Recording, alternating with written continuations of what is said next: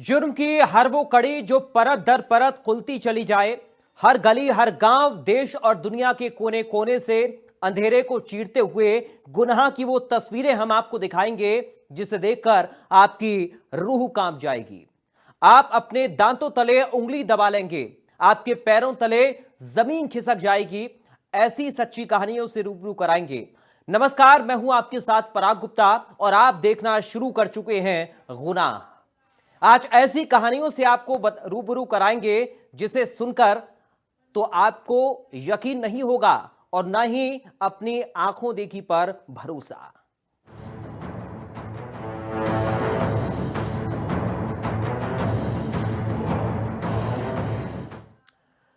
देश के अलग अलग हिस्सों से पति पत्नी द्वारा एक दूसरे की हत्या की खबरें आ रही हैं।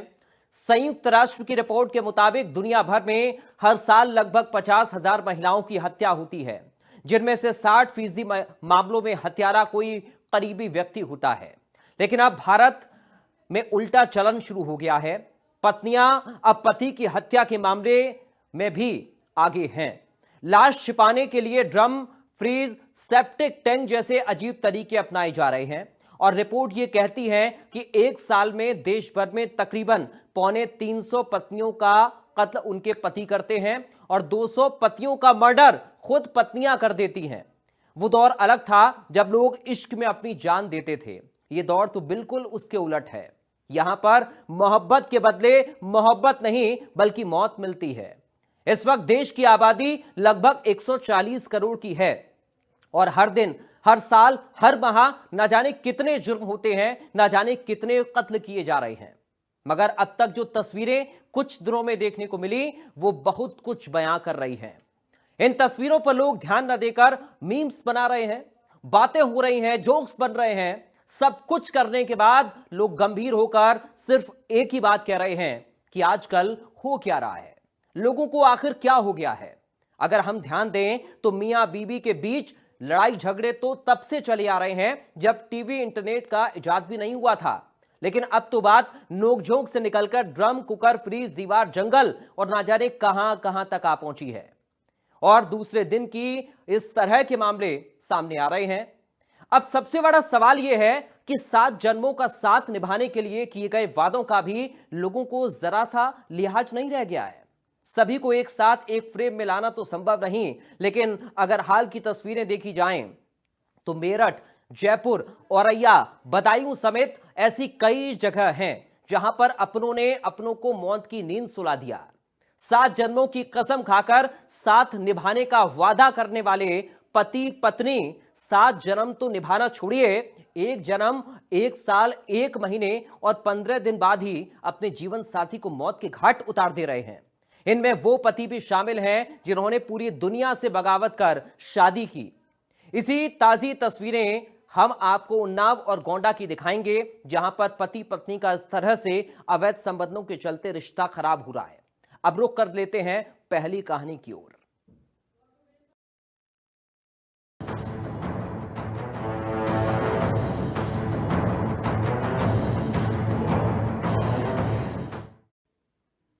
उत्तर प्रदेश में आए दिन देखने को मिलता है कि कहीं तो पत्नी अपने प्रेमियों के साथ मिलकर पति की हत्या कर देती है, तो कहीं प्रेमी के चक्कर में पति को छोड़ने पर आमादा हो जाती है, जिसके चलते पति आत्महत्या करने पर मजबूर हो जा रहे हैं।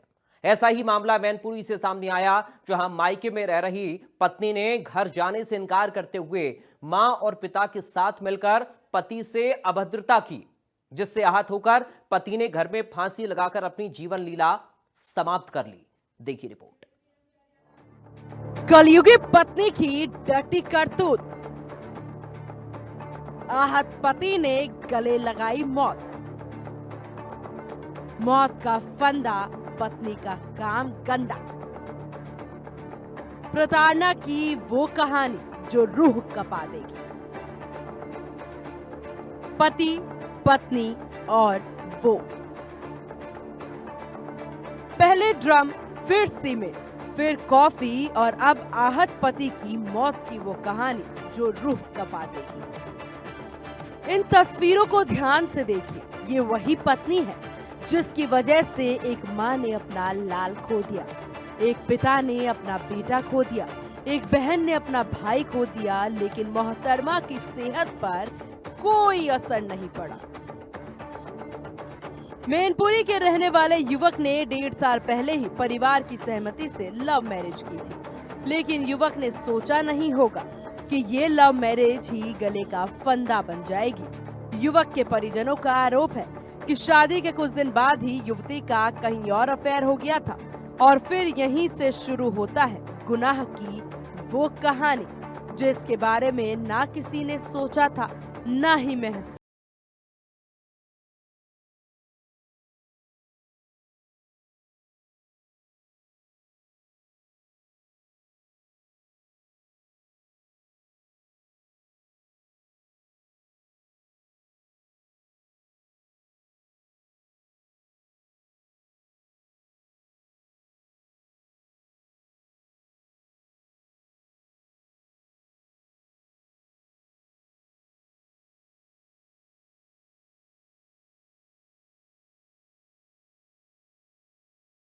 और मेरा छोटा भाई है मुझसे छोटा, इसकी 2.5 साल पहले जो कि एक लव मैरिज के शादी हुई थी इसकी। तो दोनों तरफ से हम ही ने शादी करी थी, क्योंकि जो इसके लड़की घर वाले थे उनकी स्थिति ये नहीं थी कि वो 2 आदमियों का भाई इंतजाम कर पाए।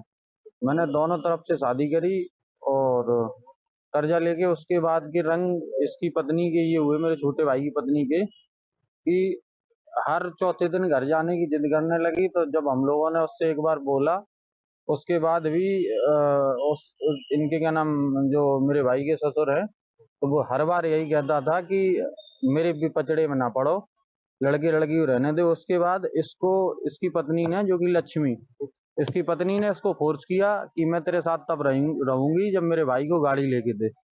इस बेचारे ने वो गाड़ी भी लेके दी। सारी चीजें वो हमसे शेयर नहीं कर पाता था, जो कि गाड़ी भी अभी इसी के पास है, हीरो की डीलक्स।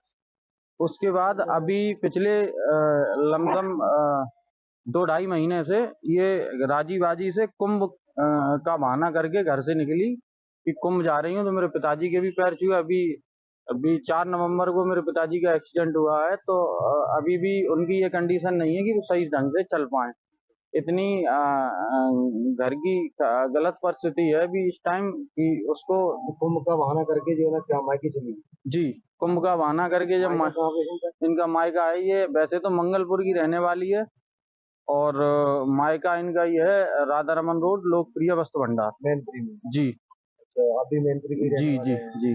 तो ये क्या मतलब मायके जाने के बाद फिर आने का ये नाम नहीं मायके जाने के बाद ऐसा हुआ था, 2 दिन की बोल के गए थे। तो उसके बाद जब ये लेने गया इसको, पहले तो इसने कॉल करी तो इसका नंबर ब्लॉक था।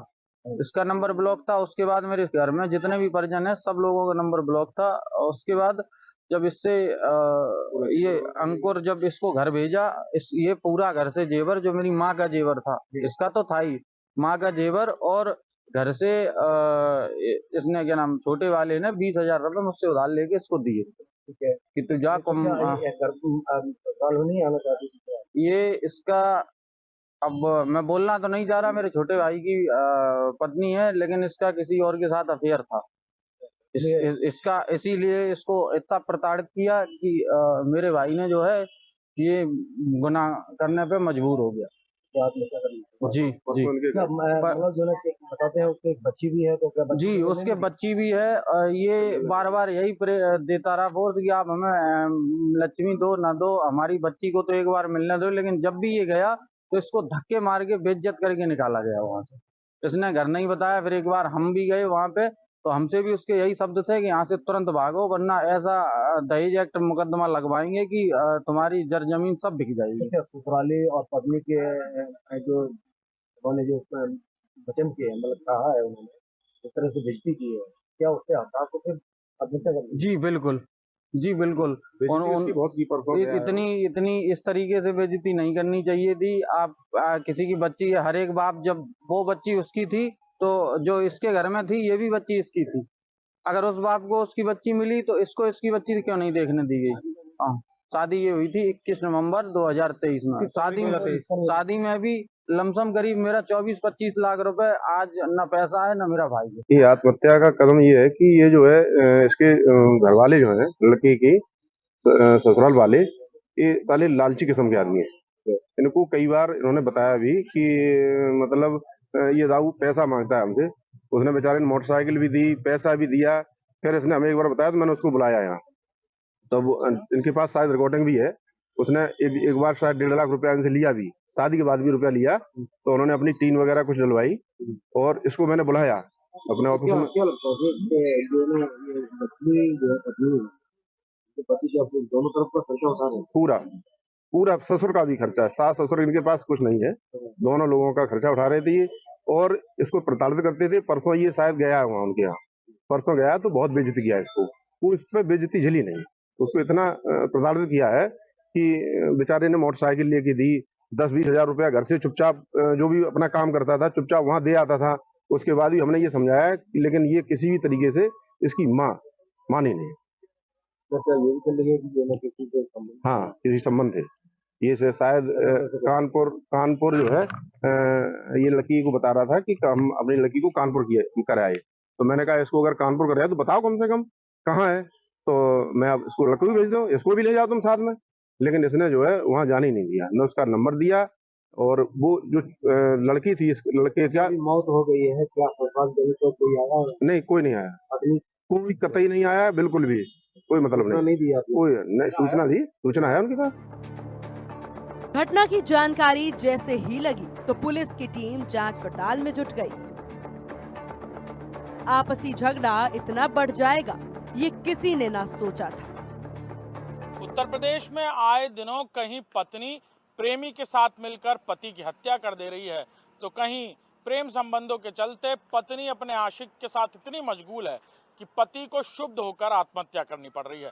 ऐसी एक घटना पेश आई है उत्तर प्रदेश के मैनपुरी के कोतवाली थाना क्षेत्र में, जहां अंकुर और लक्ष्मी जो दोनों स्कूल में एक साथ पढ़ते थे और वहां दोनों की मुलाकात हुई, दोनों का प्यार परवान चढ़ा और फिर ये प्यार शादी में तब्दील हो गया। शादी के बाद 2 साल सब कुछ ठीक रहा, लेकिन फिर लक्ष्मी और अंकुर के बीच घरेलू विवाद शुरू हो गए। आपसी अनबन इस कदर बढ़ी कि अंकुर को छोड़कर लक्ष्मी अपने घर चली गई।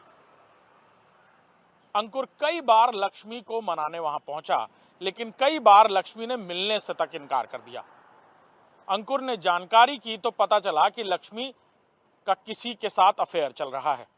अंकुर ने बार बार लक्ष्मी को समझाने की कोशिश की, लेकिन एक फिर वक्त वो भी आया जब अंकुर इस कदर परेशान हो गया कि उसने अपनी जीवन लीला समाप्त करने का फैसला कर लिया। एक दिन जब घर पर कोई नहीं था, तब अंकुर ने आत्महत्या कर ली। अब अंकुर का परिवार उसकी पत्नी पर तमाम आरोप लगा रहा है। अंकुर के परिवार का कहना है कि लक्ष्मी ने अंकुर का आर्थिक शोषण किया और फिर उसे मरने के लिए छोड़ दिया। उसे इस कदर मानसिक प्रताड़ित किया कि अंकुर ने आत्महत्या कर ली है।